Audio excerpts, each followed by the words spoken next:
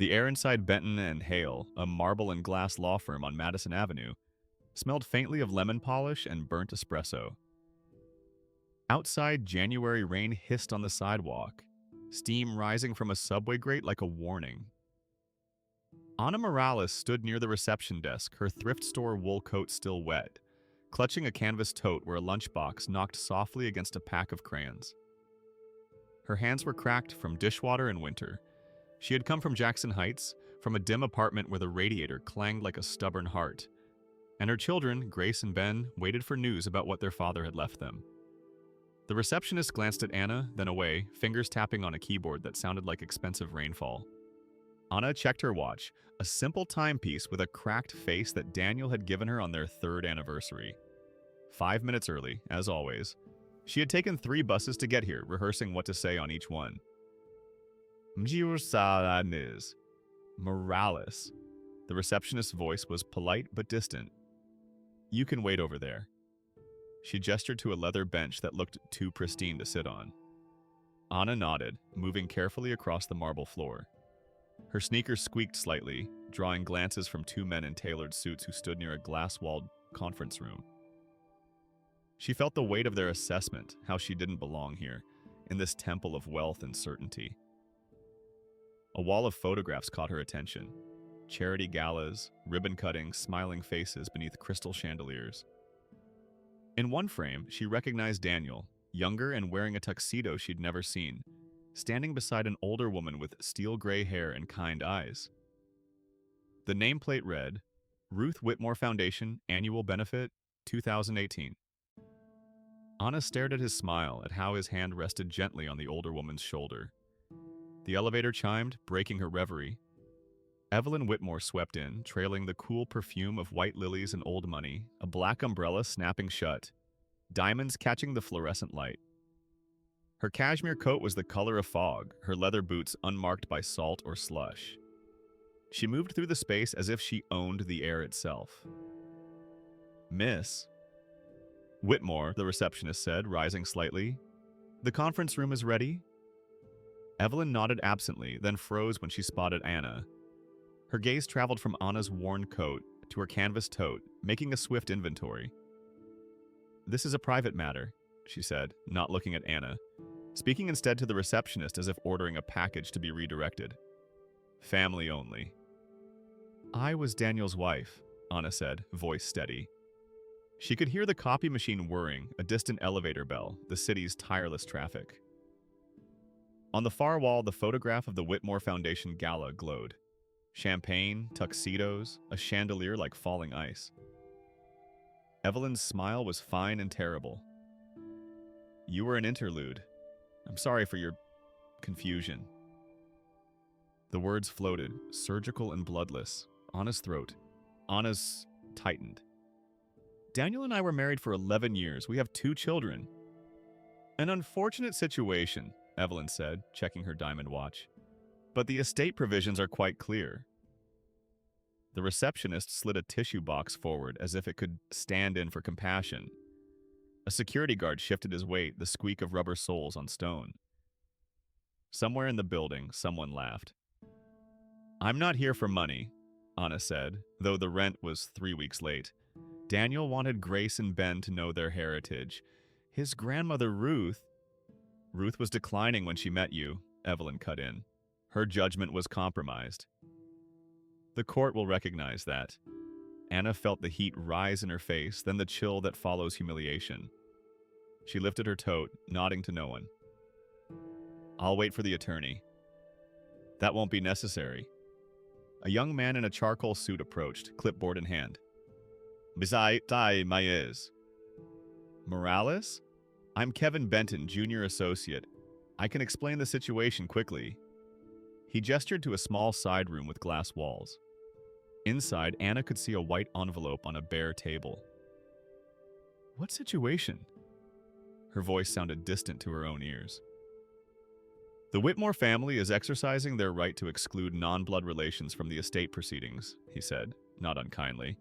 You'll find a small settlement inside, for inconvenience. He glanced at Evelyn, who had already turned away, phone in hand. Anna looked at the envelope, at Evelyn's rigid back, at the security guard's impassive face. The rain streaked the windows, blurring the city beyond. She thought of Grace's science project waiting on the kitchen table, of Ben's loose tooth that wiggled when he smiled. "Daniel loved his children," she said quietly. "And they have his name." Kevin shifted uncomfortably. The Whitmore family acknowledges the children's claim to visitation. With supervision, of course. Supervision? The word tasted bitter. Standard procedure when there are cultural differences. His smile was apologetic but firm. Anna lifted her chin. "We celebrate Day of the Dead. We make chicken soup when someone's sick. We read stories before bed. Those are our cultural differences, Mr. Benton." Behind the glass doors, Madison Avenue flashed with yellow cabs and red brake lights. When she looked back, Evelyn's eyes were flat, dismissive, already elsewhere. Between them fell a silence heavy as a locked vault, dense with the unspoken. That grief had ranks, and Anna had been assigned the basement. "The clerk can show you out," Kevin said, handing her a donation bag full of old books. "Miss Whitmore doesn't want these. Family cookbooks, I think." Anna took the bag, its weight surprising her. As she turned to leave, a photograph on the wall caught her eye again. Ruth Whitmore, her hand on Daniel's shoulder, her eyes knowing and deep. For a moment, Anna thought she saw the slightest nod from the silver-framed face, but it was just a trick of the light, the rain, the long days. Shadows in Queens, the hallways smelled of boiled cabbage and bleach. The landlord's radio played old salsa through a thin wall. Children thumped down stairwells with backpacks and winter boots. Anna's life was a tight braid of early shifts and late buses, of coupon clippings on the small formica table beneath a buzzing fluorescent bulb. She cleaned at St. Gabriel's after dawn, rescued plates at the diner by noon, and at night folded laundry still warm, the cotton carrying the sun she hadn't seen. The donation bag of cookbooks sat unopened by the door for 3 days. Anna hadn't the heart to look through it, another reminder of the Whitmore world that had closed its doors to her. The settlement envelope had contained $500 and a form releasing all claims against the estate. She hadn't signed it.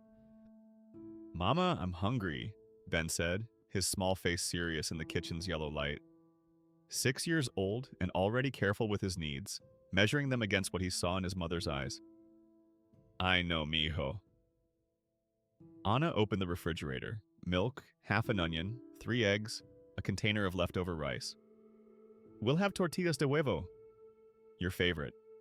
She forced brightness into her voice, though the gas bill notice on the counter warned of disconnection. Grace looked up from her homework, pencil twisting in her hair. "I can help." At 10, she had her father's eyes, dark and thoughtful, and his quiet way of watching rooms. She slid from the sofa, the library book she'd been reading left open on the cushion. "I learned about fractions today. I can measure the flour."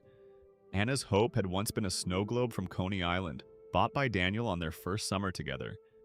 Inside it, a little boardwalk with a Ferris wheel turned when you shook it, tiny glitter like fireworks in July.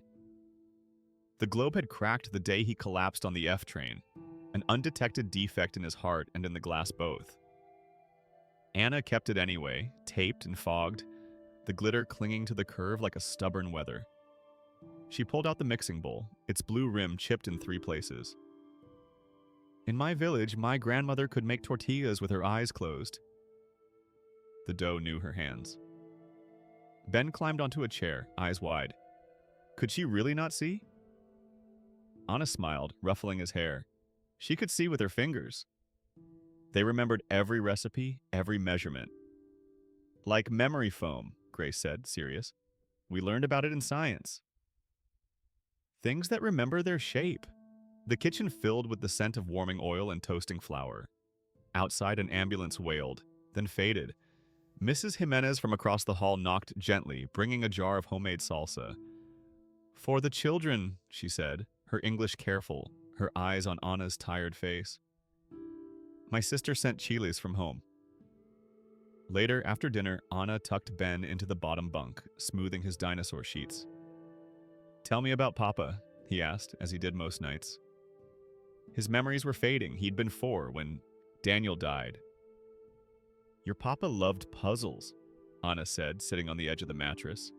He could fix anything, radios, toasters, broken toys. His hands were always gentle, even when the pieces wouldn't fit. Did he fix hearts? Ben's voice was drowsy. Anna touched his cheek.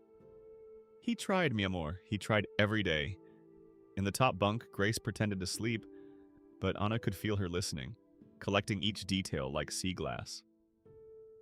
After the children's breathing deepened, Anna went to the living room window. The 7 train clattered past, windows lit against the night. She could see into other apartments, a woman watering plants, a man cooking, 2 teenagers dancing to music she couldn't hear. Downstairs, Mrs. O'Rourke from 2B brought over a foil-wrapped loaf of soda bread each Sunday and stories of County Cork that rose like warm steam. "You're doing fine, love," she'd say, patting Anna's hand with fingers gnarled by arthritis. One foot, then the other.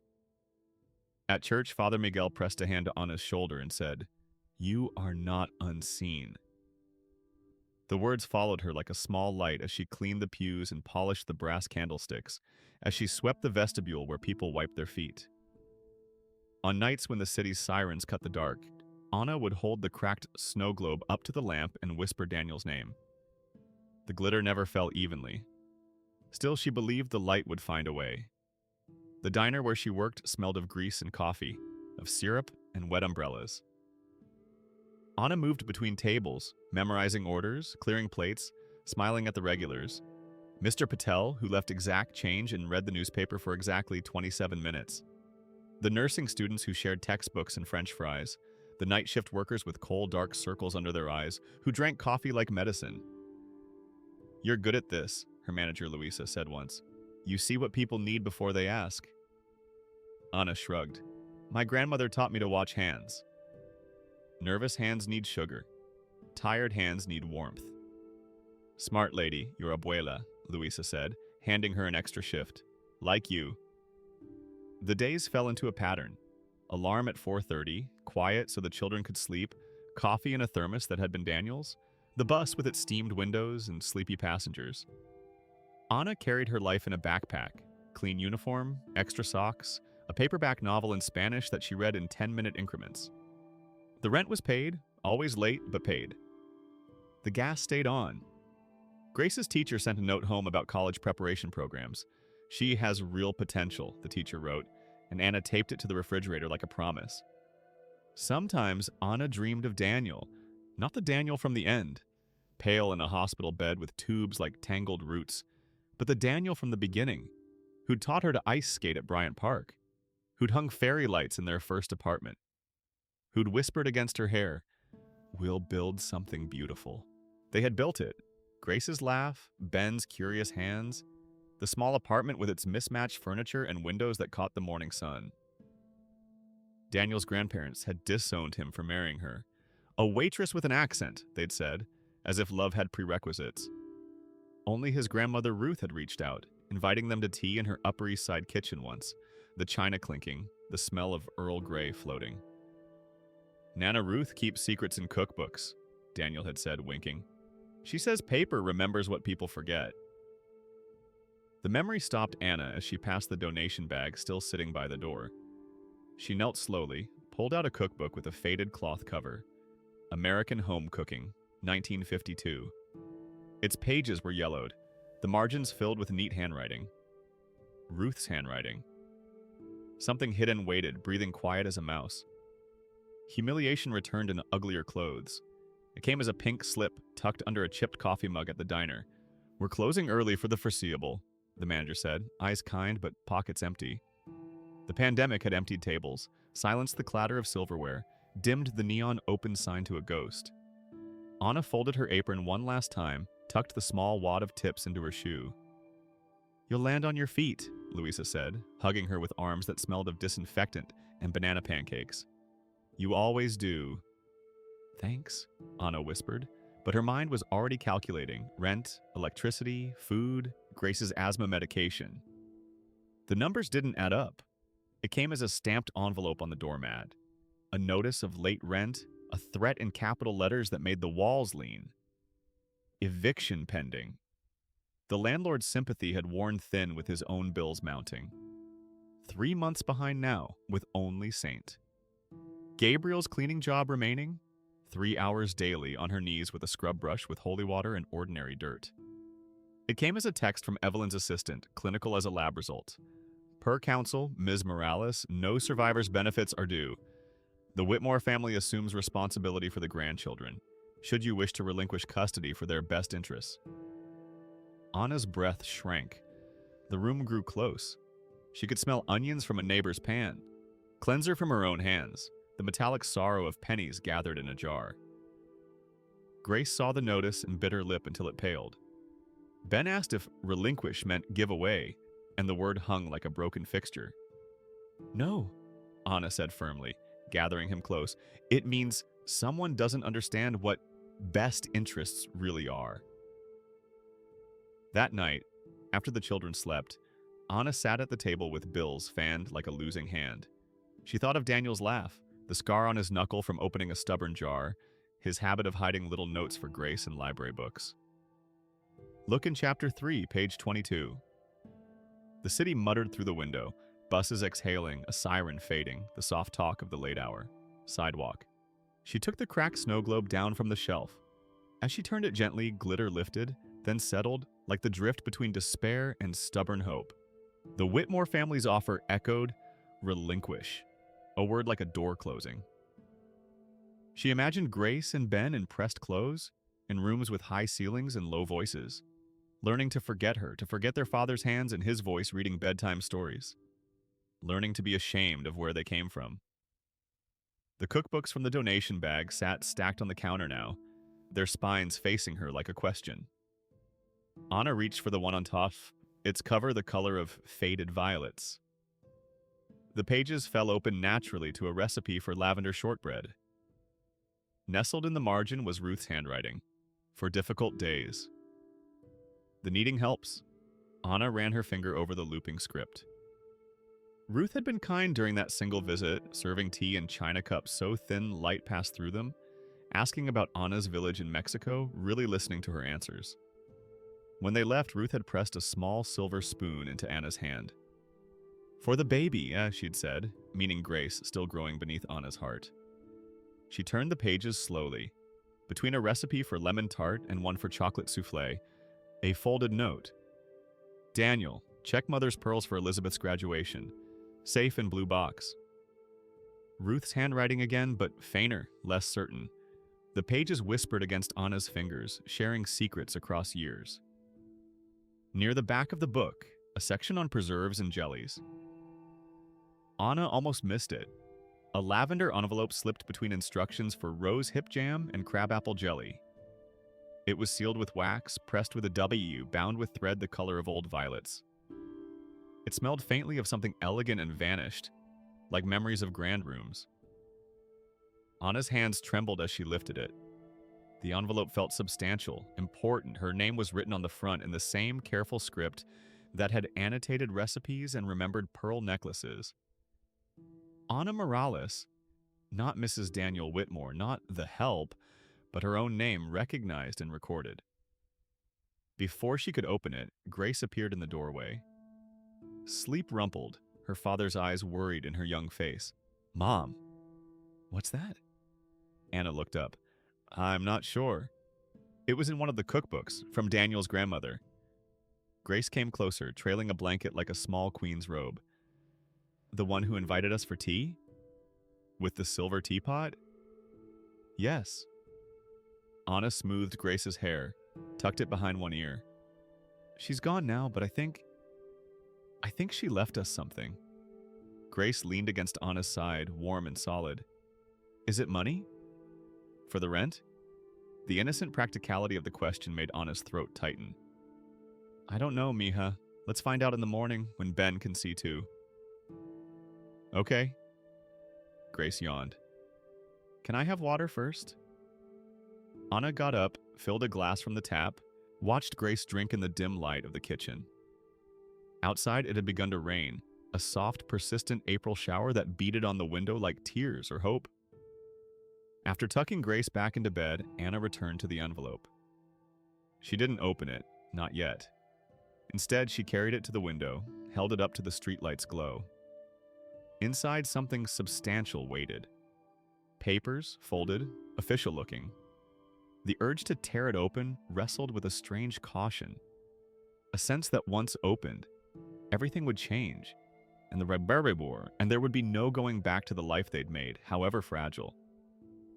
She thought of the Whitmores, of Evelyn's cold dismissal, of the security guard's watchful eyes, of Daniel, caught between worlds, who had chosen love over legacy until his heart betrayed them both.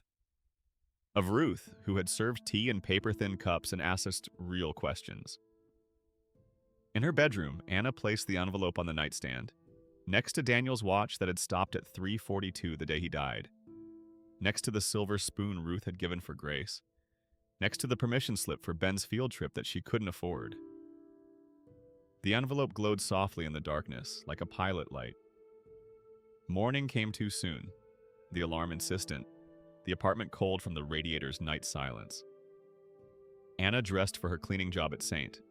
Gabriel's, left breakfast ready for the children, who would wake to Mrs. O'Rourke's supervision. The envelope went into her coat pocket, a secret against her hip as she walked to the church in dawn's gray light. St. Gabriel's was quiet at that hour, only Father Miguel preparing for early mass, the smell of incense and wood polish, the colored light from the stained glass making patterns on the worn carpet.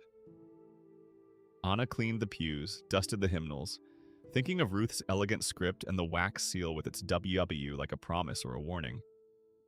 At lunch break, sitting on the church steps with a cup of coffee and a sandwich from home, Anna finally took out the envelope. The wax seal broke with a soft crack. Inside, on thick cream paper, a letter in a precise hand. To the woman who keeps Daniel's children warm. The ink had bled a little at the loops, as if someone had held the pen with grief. It was signed Ruth Eleanor Whitmore and dated 2 months before her death. Attached by a gold paperclip was a notarized codicil, names, parcel numbers, the fragile backbone of the law pressed into sentences. Ruth had written about a day in St. Gabriel's church basement when a young woman with tired eyes had tucked a wool hat onto a boy not her own, then given up her place in the line so an old man could sit. Ruth had seen kindness that asked for no witness. "I have lived amid chandeliers and silent servants," she wrote, "but I have never seen anything so luminous as that small, unrecorded mercy." Anna remembered that day. The food pantry line, the elderly man with his cane, the small boy shivering. She hadn't known anyone was watching, hadn't done it for any reason except that the man's hands were trembling and the boy's ears were red with cold. The codicil named Anna as beneficiary and trustee of Seacrest Manor, the family's historic estate overlooking the gray Atlantic near Southampton, with instructions to open its doors to children who come from winter. The estimated value, inked by an attorney's hand, $596 million. The number felt unreal, like a skyline in a dream. But the lavender, the seal, the dry firmness of the paper, all of it felt like a hand reaching through time. Hope returned, not as fireworks, but as a steady match. Morning light came thin and blue through the kitchen window. Outside, the world was waking, distant car horns, the rumble of garbage trucks, pigeons cooing on the fire escape. Anna had barely slept, Ruth's letter tucked beneath her pillow like a talisman. The coffee pot gurgled and hissed, filling the small apartment with a rich, promising scent. Grace emerged first, hair wild, Daniel's old t-shirt hanging to her knees. "Is it Saturday?" she asked, rubbing sleep from her eyes. "Yeah," Anna said, pouring cereal into 3 mismatched bowls. "No school."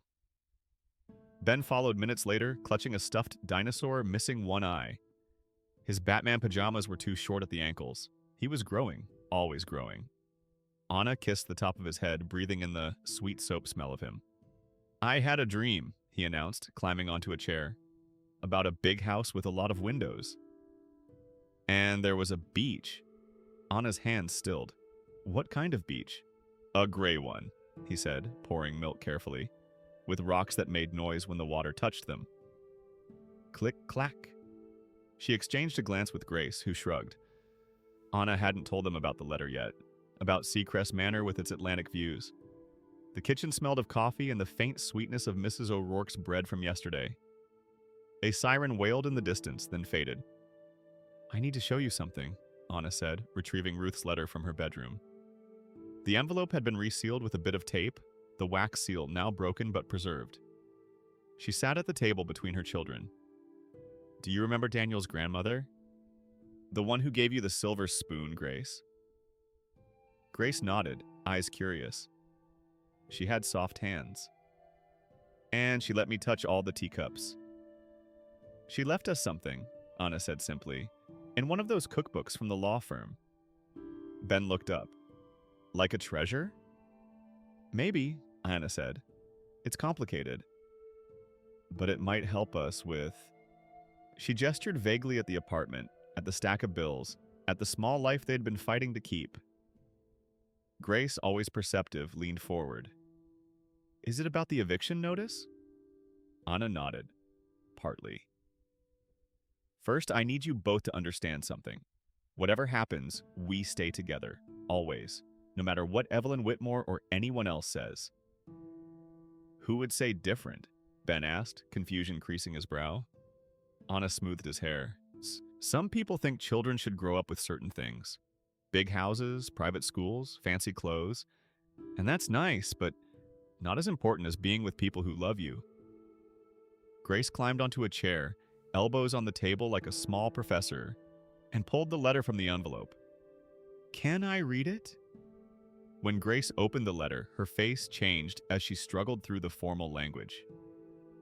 "Mom?" Grace's voice was careful, holding both question and promise.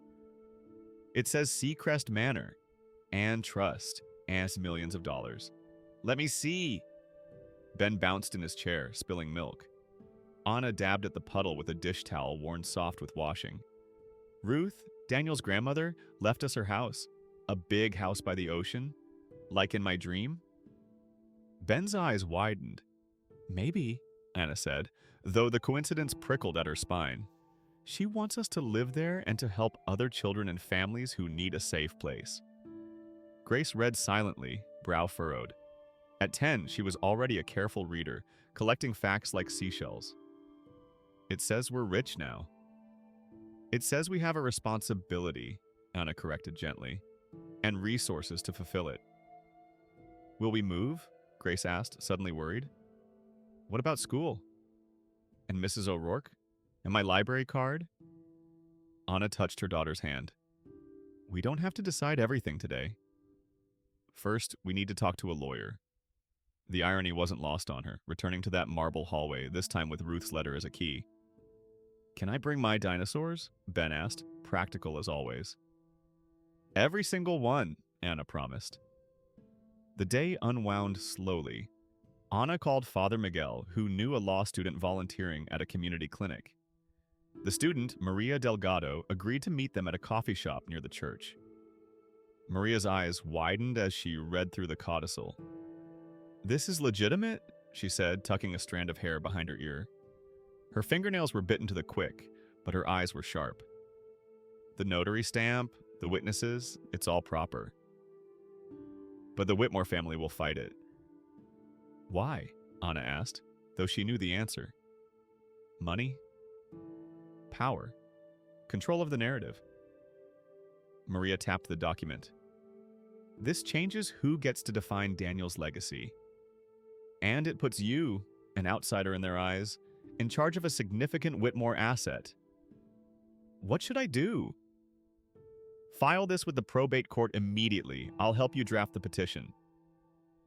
Maria looked up, eyes soft with understanding. "This won't be easy." "The Whitmores have resources, connections." "So do I," Anna said, thinking of Mrs. O'Rourke's bread, of Father Miguel's quiet faith, of Grace's determined reading, of Ben's dinosaur army. Different kinds of wealth. Back home, Anna cooked, while the children watched Saturday cartoons. Chicken simmering with garlic and bay leaves, rice steaming. A simple meal that filled the apartment with comforting scents. The codicil sat on the table like a visitor from another world. That evening, rain tapped gently at the windows. Anna pulled out the cookbook where she'd found the envelope, turning pages until she found a recipe for cinnamon rolls. "Let's bake," she said to Grace and Ben, like Ruth used to. They measured flour, sugar, yeast, ingredients becoming something new under their hands. As Grace kneaded the dough, flour dusting her wrists like bracelets, Anna told them stories about Daniel as a boy. How he'd climbed trees and built forts. How he'd loved the ocean at Southampton, where his grandparents had taken him summers. "Did you ever go there?" "To Seacrest Manor?" Grace asked, punching the dough. "No," Anna admitted. "Daniel showed me pictures once. He said it was beautiful but sad, too many empty rooms." Ben sprinkled cinnamon with concentrated precision. "We can fill them up." Later, as the apartment filled with the sweet scent of baking, Anna's phone rang, an unknown number. She answered cautiously. "Mercedes Morales," a man's voice, unfamiliar. "This is Charles Whitmore, Daniel's uncle." Anna sat down slowly. "Yes?" "My niece Evelyn informs me you're in possession of certain documents from my mother's estate." His voice was precise but not unkind. "I'd like to discuss this matter privately." "I've filed the codicil with the court," Anna said, watching her children lick frosting from their fingers. "There's nothing to discuss privately." A long pause. "You don't know our family, Mrs. Morales. What you're walking into." "I knew Daniel," she replied, "and I met Ruth once. She seemed to know exactly what she was doing." Charles sighed. "Mother was always unpredictable." "The hearing is Tuesday. I hope you understand what you're asking for." After they hung up, Anna stood at the window, watching rain slide down the glass. In the reflection, she could see Grace and Ben at the table, heads bent over cinnamon rolls, safe in the warm light. Behind them, the codicil waited like a door about to open. "We'll be okay," Anna whispered to their reflections, to the rain, to Ruth's memory, to herself. The apartment smelled of cinnamon and yeast, of possibility rising. Probate court smelled of oiled wood and old paper. Frost traced the windows. The room hummed with quiet voices, the rustle of coats, a cough politely swallowed. Anna sat with Grace and Ben, their small hands in hers, a peppermint in each palm. In her tote, the lavender envelope lay between a library book and a bag of apple slices. Maria Delgado sat beside them, now officially representing Anna through the law school's clinic. She wore a navy suit that looked borrowed, her hair pulled back, her notes meticulously organized. "Remember," she whispered, "let the document speak for itself." Anna nodded, her stomach tight. She'd ironed her best blouse, white cotton with tiny blue flowers, and worn the silver earrings Daniel had given her on their 5th anniversary. Grace had braided her hair that morning, fingers careful and loving. Reporters had come because everything Whitmore's drew cameras the way sugar draws ants. The family's philanthropy, their political connections, their old money, all made good copy. A court officer kept them at the back, their whispers like insects. Evelyn arrived in winter white, pearls cool as morning frost. Charles at her side like a marble bust come to life. Behind them walked 2 men in suits so perfectly tailored they seemed born in them. Benton, the senior partner Anna had never met at the law firm, and someone Grace whispered was the Whitmore Foundation director. They moved as one organism, settling into the front row opposite Anna's bench. Evelyn's gaze slid over Anna, over Grace and Ben, landing somewhere past them. Charles, however, nodded slightly. The gesture wasn't friendly exactly, but it acknowledged their existence, more than Evelyn had granted. The clerk called the room to order. When the judge took the bench, the murmur settled like dust. She was older, with silver hair cut precisely at her jawline and reading glasses on a chain. Her robe whispered as she sat. Estate of Whitmore, Ruth Eleanor. Petition to admit codicil. Benton, the Whitmore attorney, rose smoothly, voice like an elevator. Up, then open. Your Honor, the Whitmore family objects to the introduction of this alleged codicil on multiple grounds. First, the document was not found among Mrs. Whitmore's legal papers, but supposedly discovered in a cookbook. A cookbook Mrs. Whitmore owned and annotated, Maria interrupted, standing, with her handwriting throughout, establishing provenance. The judge peered over her glasses. Miss Delgado, you'll have your turn. Apologies, Your Honor. Benton continued, explaining how Ruth had been declining in her final years, how the estate planning had been meticulous, how this surprise codicil contradicted her established intentions. He read the original will. It was a map with all the roads leading away from Anna.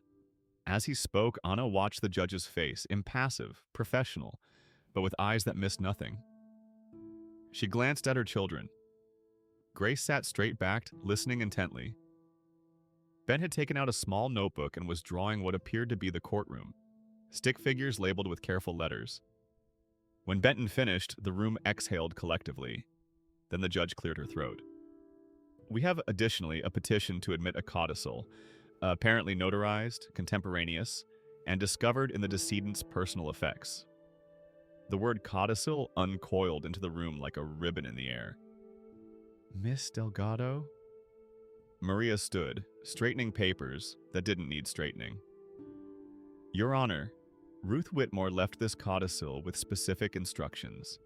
The document speaks to her clear intentions and is properly executed with witnesses and notarization. Benton's jaw tightened.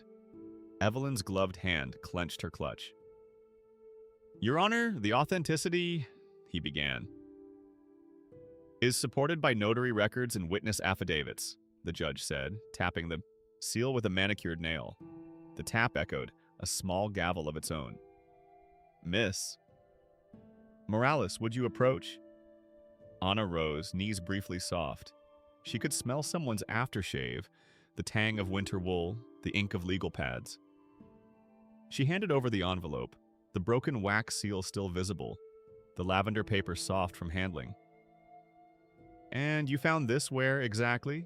The judge asked. In a cookbook that belonged to Miss Ada Whitmore. It was given to me by the clerk at Benton and Hale after I was asked to leave a meeting about Daniel's, my husband's, estate. Just handed to you? The judge raised an eyebrow. In a donation bag. Miss Whitmore didn't want them.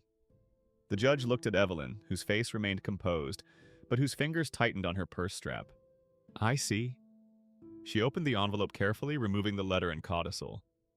The room went silent as she read, pages turning with a whisper. Anna could hear Ben's pencil scratching, Grace's quiet breathing, the radiator ticking in the corner. When the judge looked up, her expression had softened imperceptibly. The codicil appears to be in order. Miss Whitmore, Evelyn, would you approach? Evelyn rose gracefully, heels clicking on the wood floor. She stood beside Anna, not looking at her, a careful 3 feet between them. Miss Whitmore, did you authorize the disposal of your grandmother's personal items? Evelyn's chin lifted. Items of no value, yes. Old cookbooks, household linens. Were you aware of your grandmother's habit of keeping notes in her cookbooks? A pause. Grandmother had many eccentricities in her final years. The judge's gaze was steady. That wasn't my question. Evelyn's perfect composure wavered slightly. Yes, but she kept notes about recipes, household matters. Thank you. The judge turned to Charles. Mr. Whitmore, would you say your mother was of sound mind 2 months before her passing? Charles stood, straightening his tie. My mother was sharp until the end, Your Honor. Opinionated. Stubborn. His voice held a hint of fondness beneath the formality. The judge nodded, then gestured to the court reporter. Let the record show that the codicil submitted by Ms. Morales is dated 8 weeks prior to Mrs. Whitmore's death, is properly notarized, and bears witness signatures from Margaret Kincaid and Thomas Weston, both longtime Whitmore family employees. She paused, looking at the document again. The language is clear and consistent with Mrs. Whitmore's known writing style and previous legal documents. The intent is unambiguous. Benton stepped forward. Your Honor, regardless of authenticity, the terms of this codicil are extraordinary and contrary to the Whitmore family's long-established estate plans. The terms, the judge said quietly, reflect a woman making a thoughtful choice about her legacy. Mrs. Whitmore was entitled to change her mind, Mr. Benton. She looked up at the crowded courtroom. The court will take a 15-minute recess while I review the full documentation. As people shifted and whispered, Anna returned to her children. Ben held up his drawing, stick figures at tables, the judge high on her bench, a small figure labeled me holding what looked like an envelope with a heart on it. "Is the judge nice?" he whispered. "She's fair," Anna said. "That's more important than nice." Maria leaned in. "This is going well." The judge is taking the codicil seriously. Across the aisle, Evelyn was in intense conversation with the attorneys, her back rigid, her voice too low to hear. Charles stood slightly apart, looking at his phone, then unexpectedly at Anna and the children. His expression was complicated, not hostile, but thoughtful, assessing. When the court reconvened, the energy had shifted. The judge's decision seemed to hover in the air before she spoke it. She read from notes, her voice clear and measured. Having reviewed the documentation, witness affidavits, and notary confirmation, this court finds Ruth Eleanor Whitmore's codicil to be valid and binding. A collective intake of breath rippled through the room. Anna felt Grace's hand tighten on hers. Seacrest Manor and its assets are bequeathed to Anna Morales, in trust for the benefit of Daniel Morales' children and children similarly situated under the terms described. The court will oversee the creation of the Seacrest Trust, with Ms. Morales as primary trustee. Camera shutters clicked. Someone whispered, "Holy shit!" A reporter slipped from the room, already dialing. The court further notes that Mrs. Whitmore's intentions were clearly stated, to open Seacrest Manor to children who come from Winter. The poetic nature of this phrase does not diminish its legal weight. Evelyn rose, color high. "This is an outrage, Bad," she said, but even her fury sounded rehearsed. "Miss." "Whitmore, you will address the court properly or not at all," the judge said sharply. "Your Honor," Evelyn amended, "my grandmother's estate has been in our family for generations."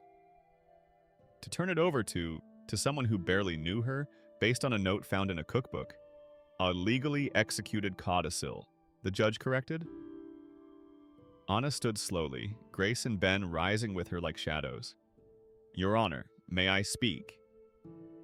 The judge nodded. Briefly. Anna turned to Evelyn, not with triumph, but with the steady dignity of someone who has carried water uphill for a long time. "Your grandmother saw me," she said quietly. "That's all?" She paused, then added, "Seacrest Manor will honor her memory." Anne Daniels. The room exhaled. Cameras clicked like distant rain. Murmurs broke into applause, not loud but sincere. The sound of strangers relieved that a story had remembered its heart.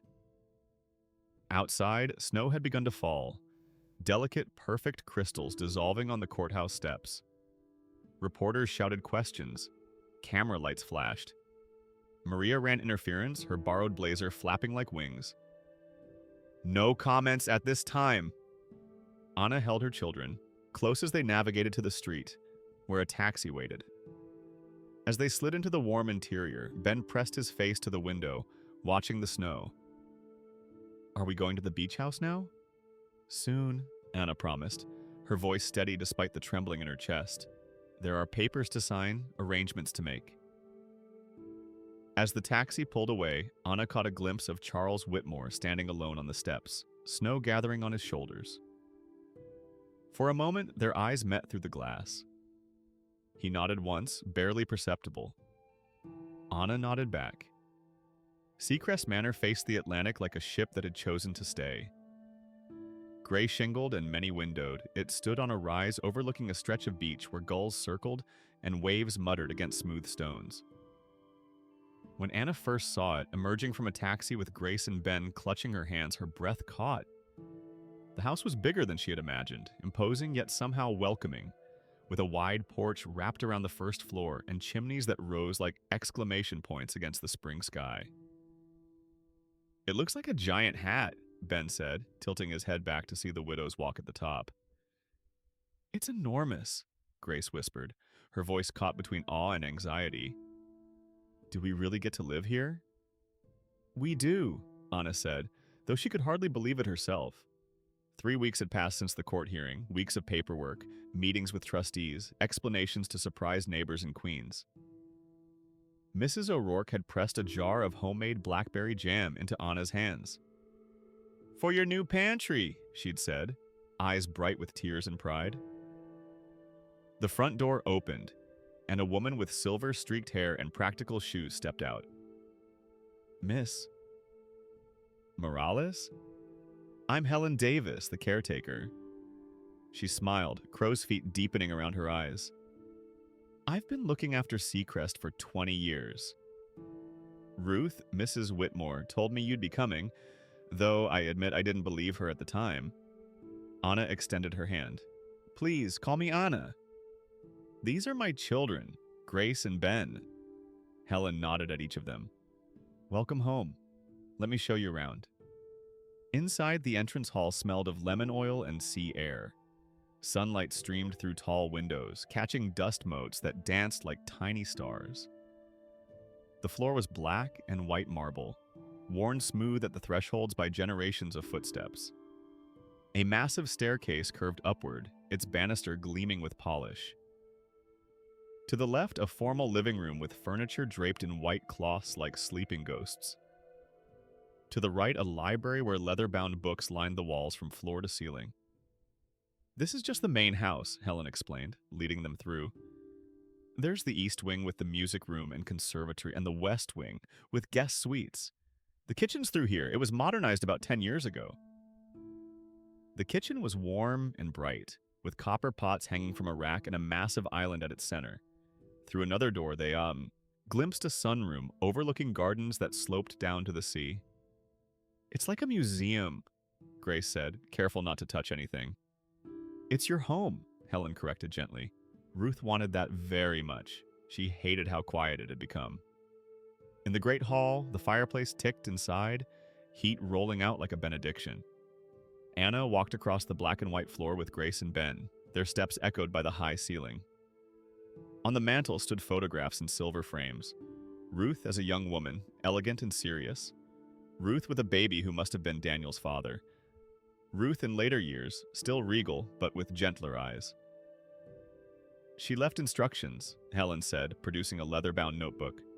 For the trust, for the house. Quite detailed. Anna took the notebook, feeling its weight. Inside, Ruth's familiar handwriting flowed across the pages. Plans for workshops, education programs, living arrangements for families in transition, the trust's charter, Ruth's charter, had become a living thing. She thought of everything, Anna murmured. Nearly, Helen agreed. She couldn't have known about the pandemic, of course. But the framework is adaptable. Over the next days, Anna explored every corner of Seacrest with her children. They discovered hidden staircases, a telescope in the Widow's Walk, closets filled with board games and weathered beach toys. In Daniel's childhood bedroom, they found model ships and dog-eared adventure books. Ben claimed the room immediately, climbing onto the twin bed with its navy blue spread. Papa slept here, he said with satisfaction, as if completing a circle. Grace chose a room overlooking the garden, with a window seat perfect for reading. Can I paint it yellow? She asked tentatively. Any color you want, Anna promised. Anna's own room had been Ruth's, Helen had insisted. She left it ready for you. The room was simpler than Anna expected, with a 4-poster bed, watercolors of the coastline, and a writing desk positioned to catch the morning light.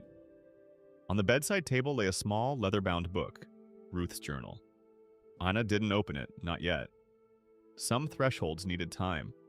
Work began almost immediately. The Trust's charter required that Seacrest open its doors to children who come from winter.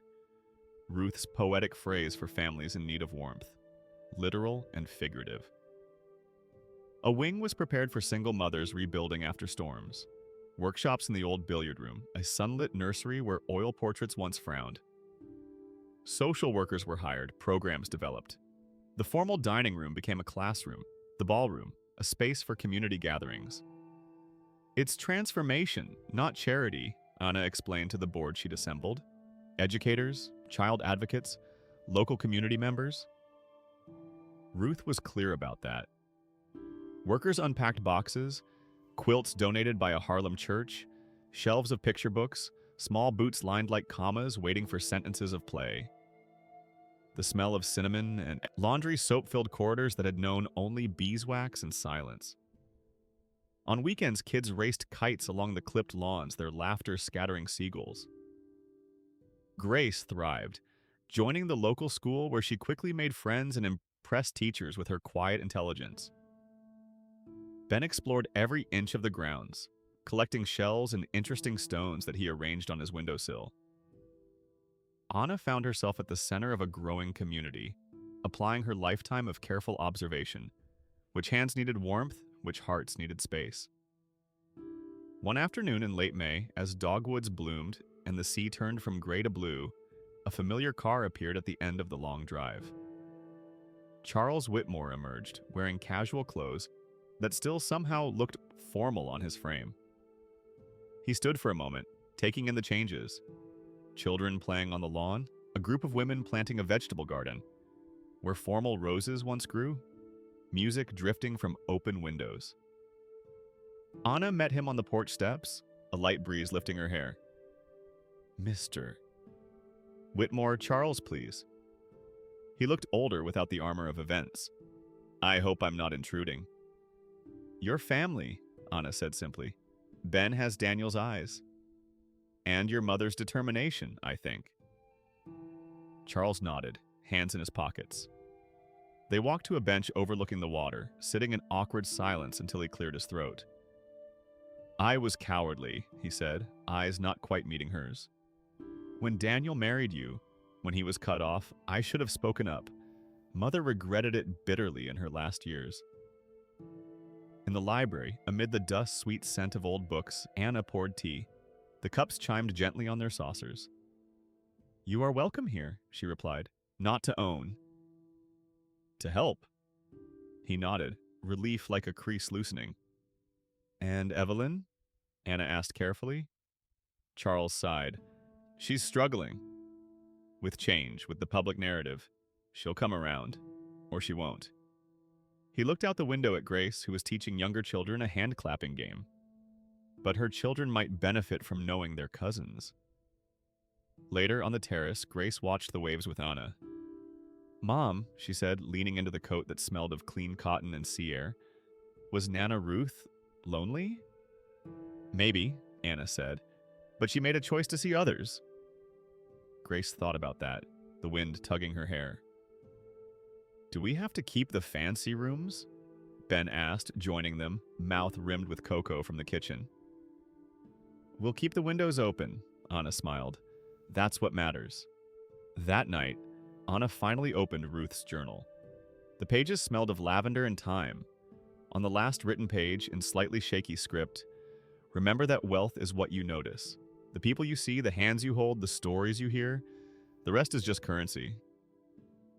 As dusk drew its soft line between sea and sky, church bells from a distant village counted the hour, and the house hummed with voices that had found refuge. Anna pressed the cracked snow globe from Coney Island to the window and watched the last light settle like glitter over the water. Inside the globe, the tiny Ferris wheel caught the glow, turning dreams into something tangible. Love and dignity are treasures no one can steal, she whispered to the glass, to the memory of Daniel, to Ruth's knowing eyes in the photographs, to the future unfolding before her. The house, wide awake at last, creaked in agreement, a sound like laughter, like promise, like "Mo me."